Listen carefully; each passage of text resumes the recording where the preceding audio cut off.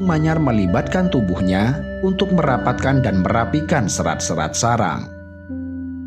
Melalui pintu tipuan akan menemui jalan buntu, karena pintu tipuan ini tidak terhubung ke rongga tempat telur atau anak burung berada.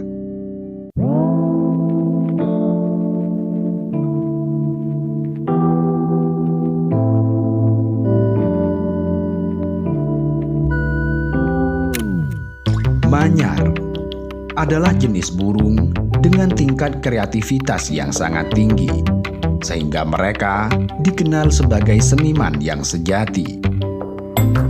Mereka merajut bahan-bahan sederhana seperti daun, rumput, serta tangkai menjadi karya seni yang mengagumkan yang menggantung di atas pohon. Karya seni itu bukan sekedar sarang atau tempat tinggal, melainkan juga menjadi bukti kecerdasan dan ketangguhan yang menyiratkan cerita tentang ketekunan dan kerja keras. Dalam membangun sarang, mula-mula burung manyar akan memilih lokasi yang strategis serta aman, yaitu lokasi yang dapat melindungi sarang dari predator serta cuaca buruk. Dan biasanya, mereka akan memilih cabang pohon serta semak tinggi.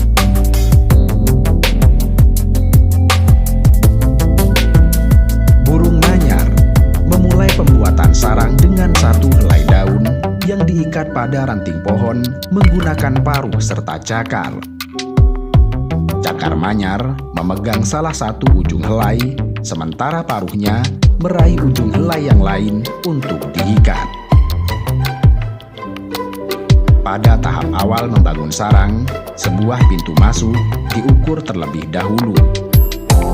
Ukuran pintu masuk ini harus cukup besar untuk dimasuki burung manyar, tetapi juga harus cukup kecil untuk membatasi masuknya predator.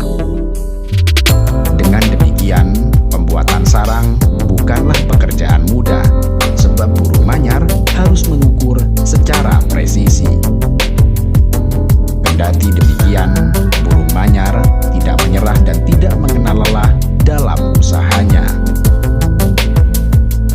Mereka melanjutkan pembangunan sarang dengan menenun dan menganyam helai-helai daun sedikit demi sedikit.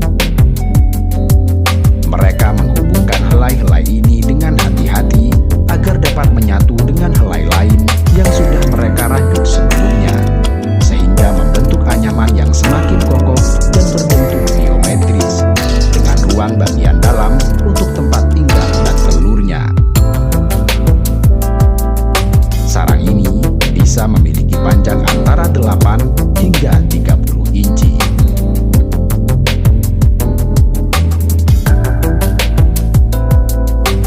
Selain membangun sarang menggunakan cakar dan paruhnya, terkadang burung manyar melibatkan tubuhnya untuk merapatkan dan merapikan serat-serat sarang. Mereka menghitung dan mengatur dengan cermat tegangan yang diperlukan. Karena tanpa perhitungan semacam ini, sarang mereka akan lemah sehingga mudah runtuh.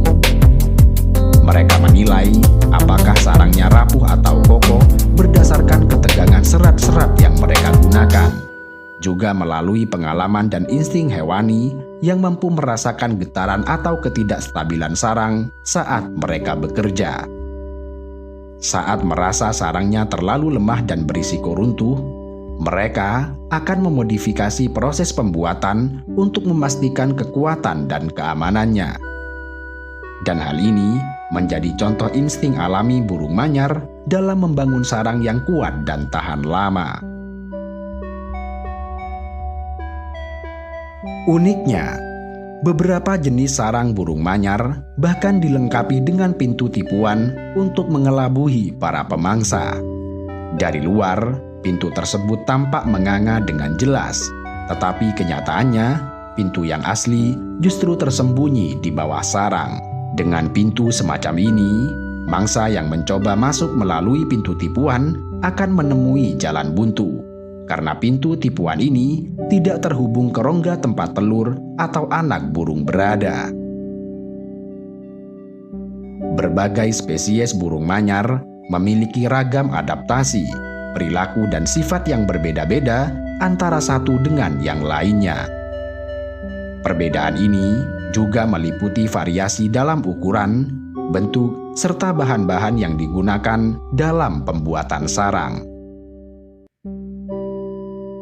Misalnya, spesies burung manyar di Afrika Selatan yang hidup dalam koloni besar.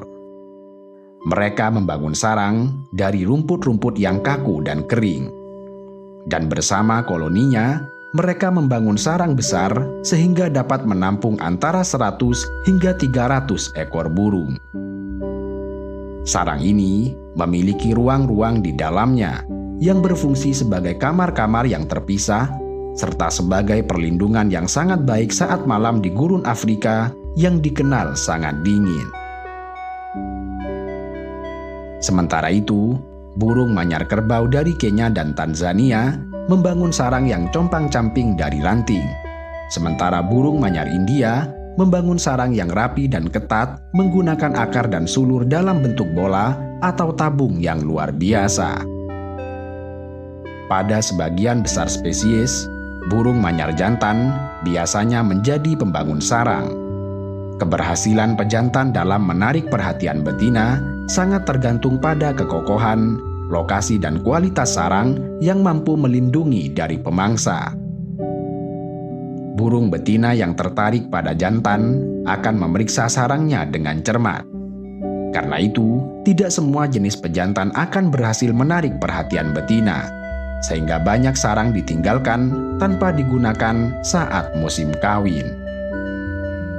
Namun, jika betina merasa tertarik, maka perkawinan dapat terjadi.